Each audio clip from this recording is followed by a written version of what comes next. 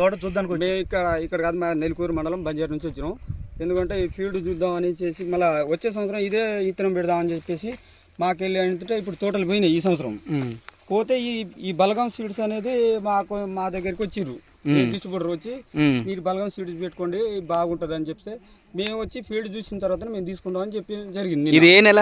ఇది ఏప్రిల్ నెల. ఎన్నో తారీఖు? 4వ తారీఖు. ఏప్రిల్ నెల 4వ తారీఖు దాకా ఇలా ఉందంటే ఇక్కడ ఇలాంటి తోట ఎక్కడ చూడలేదు మేము.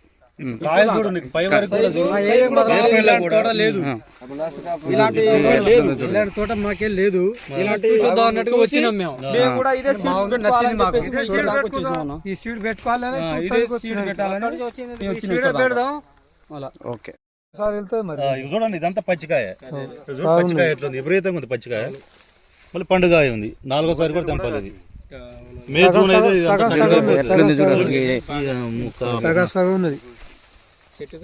ఏం కావాలి రైతుకి? ఈ చెట్టు చూడు, ఈ చెట్టు చూపించు. ఇది మొత్తం పచ్చికాయ. ఇప్పుడు మళ్ళీ పచ్చికాయ చూడు, ఇంత పచ్చికాయ ఉంది. ఇది విపరీతంగా నీకు లాస్ట్ వరకు కూడా సైజు